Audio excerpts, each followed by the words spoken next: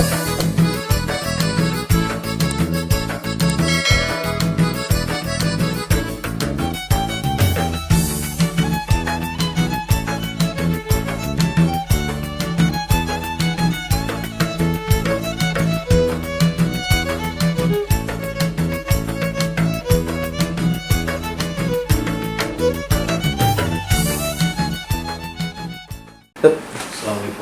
warahmatullahi wabarakatuh.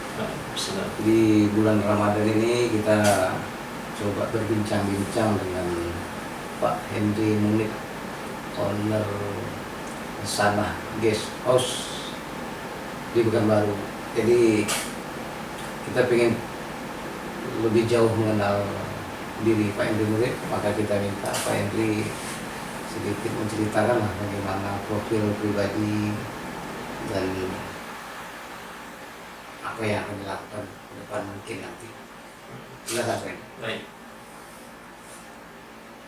Izinnya saya buka masker biar komunikatif kita. Insyaallah. Bismillahirrahmanirrahim. Assalamualaikum warahmatullahi wabarakatuh. Alhamdulillah. Terima kasih Pak Dedi. Jadi dalam bulan suci Ramadan ini, satu hal yang saya merasakan bahwa ada sesuatu yang barangkali perlu kita jadikan sarana untuk saling berbagi. Jadi, alhamdulillah hari ini kita telah melaksanakan program Ramadan ceria, berbagi ceria bersama yatim. Dan alhamdulillah program ini menjadi program yang mudah-mudahan bisa bermanfaat bagi masyarakat sekitar, khususnya para yatim kita. Terkait dengan saya secara pribadi, saya sebagai owner Hasan House, juga sebagai ketua umum Forum Bisnis Riau, dan juga sebagai ketua pembina Yayasan Al-Fikri Riau, yang mana dua baik itu Forbis ataupun Al-Fikri itu berdiri di tahun yang sama, tahun 2010. Karena 2009 itu saya baru pulang dari Malaysia. Setahun kemudian saya memulai Forbis dan kemudian Al-Fikri. Ya. Kemudian 2013 saya merintis Sana Guest House ini. Sebelumnya saya telah merintis beberapa unit usaha, mulai dari mungkin kalau saya kembali kepada masa di awal dulu, sejak SMP saya di Bandung ya, itu juga merintis usaha. Kalau SD TK saya di TK Pertiwi yang punya Provinsi Riau, yang dekat jalan Sumatera, dekat Masjid Al-Falah itu. Kemudian SD saya di SD Teladan atau SD Negeri 001 Bintis, dan SMP 4 Pekanbaru, Jalan Kertosono. Jadi kalau saya melihat dari perjalanan itu, ada hal yang terus terang merubah hidup saya ketika membaca dua buku yang sangat mencerahkan saya. Yang pertama adalah buku The Magic of Thinking Big. Ya, buku ini bercerita tentang memberikan motivasi kepada diri kita untuk yakin kita bisa melakukan sesuatu dan menjadi sukses. Kemudian yang kedua adalah bukunya Imam Al-Ghazali, Ihya Ulumuddin. Ini buku ini sangat menarik karena ada satu penggalan kalimat yang sampai hari ini saya masih sangat ingat. Ketika tahun 86-87 saya membaca buku ini, sampaikan bahwa tidaklah seseorang mencapai puncak dalam menuntut ilmu kecuali ia menuntut ilmu dalam keadaan serba sulit, ya, dan dalam perantauan. Saya garis bawahi serba sulit dan dalam perantauan. Jadi saya merasakan karena kondisi saya pada saat itu mungkin tidak dalam keadaan ibaratnya itu serba sulit, saya sengaja mencari tempat di mana saya bisa kos gitu ya, biasanya tinggal dengan orang tua yang ketika itu mungkin ya katakanlah cukup berkecukupan lah begitu ya. Saya hijrah, saya merantau agar mendapatkan puncak dalam menuntut ilmu. Dan ini peristiwa itu kemudian menjadi sesuatu yang sangat merubah diri saya, termasuk kemandirian. Nah, salah satunya bisnis. Saya merintis bisnis di usia SMP kelas 2 dan kemudian juga di SMA, termasuk ketika itu saya juga di kuliah merintis. Kalau di SMP itu namanya Retapil Islami Al-Inqilab. Kemudian yang di SMA saya membuat namanya N37, ya, itu bisnis kaos ya, bersama teman saya satu SMA, satu kelas, itu Pak Erik Kumurzaman ya. Erik ini adalah adik kandung dari Pak Ridwan Kamil ya, Kang Emil ya, namanya. Dan situlah saya membuat bisnis N37 atau kita berikan nama ini karena kalau di Bandung ada C59 ya. Kalau di Jogja itu ada namanya Gadu, kalau di Bali ada Joger. Maka C59 waktu itu menginspirasi kami waktu masih SMA itu, karena saya lihat kawan saya ini, Pak Erik ini selalu melukis, jago sekali melukis. Maka saya berpikir, oh ini kayaknya cukup bagus nih. Akhirnya jadi bisnis yang kemudian kita sebut dengan 37 itu dari surah An-Nur ayat 37. Ar-rijalu la tulhihim tijaratan wala bai'un an dzikrillah. Seorang pemuda yang berbisnis, yang dari bisnis itu tidak sama sekali membuat dia lalai dari mengingat Allah Subhanahu wa taala. Nah, ini kemudian memberikan motivasi kita membuat bisnis kaos N37. Sampai kemudian saya juga saat kuliah di Fakultas Ekonomi 4, Fakultas Ekonomi 4 Pajajaran ya, Fakultas Ekonomi jurusan akuntansi, dan saya merintis bisnis pada saat itu adalah bisnis pustaka rombani.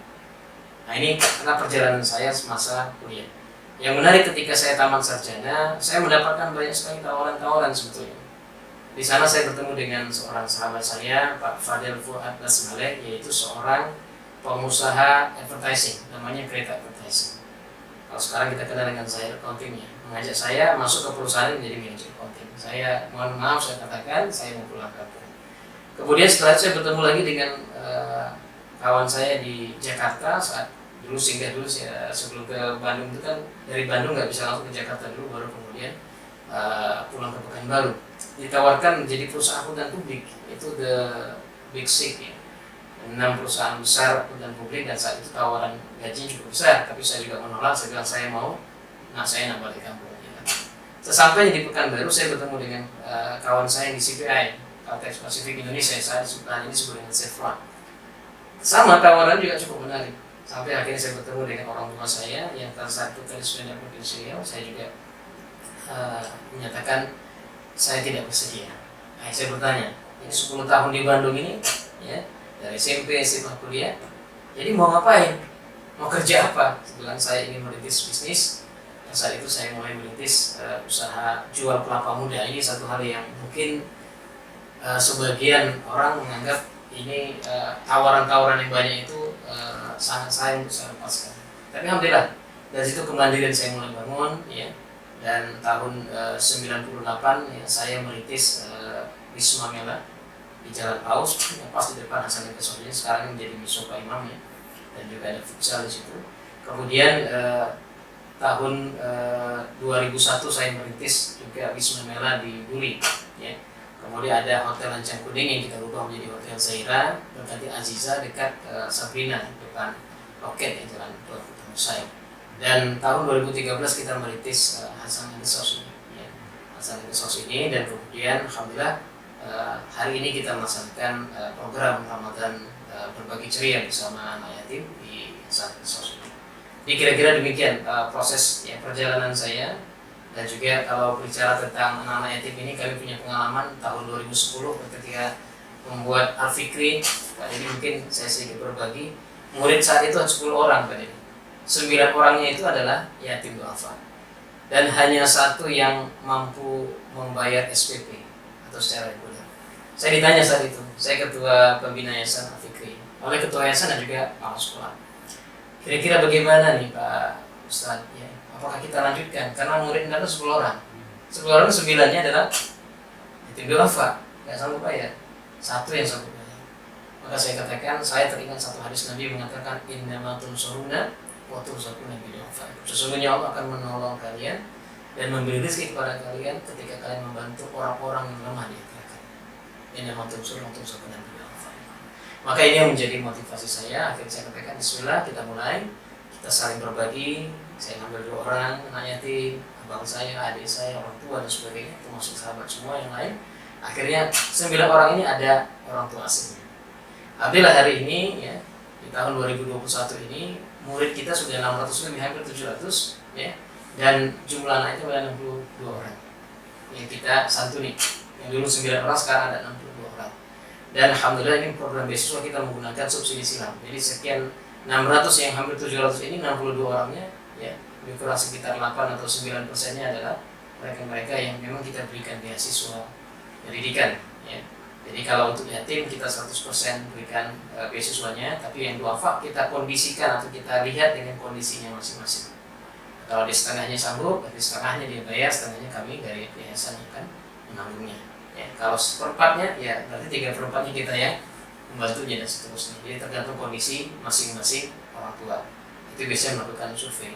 Nah itulah dua lembaga yang sampai hari ini, yang baik itu Forum Bisnis Riau yang sudah lebih kurang 11.000 UMKM sejak tahun 2010 yang kita bina, ya, termasuk di depan ada Miso Pak Imam, termasuk salah satu binaan dari Forum Bisnis Riau. Ya, alhamdulillah. Itu barangkali perjalanan ya, tentang saya dan mungkin perjalanan bisnis dan juga perjalanan studi pendidikan saya tadi.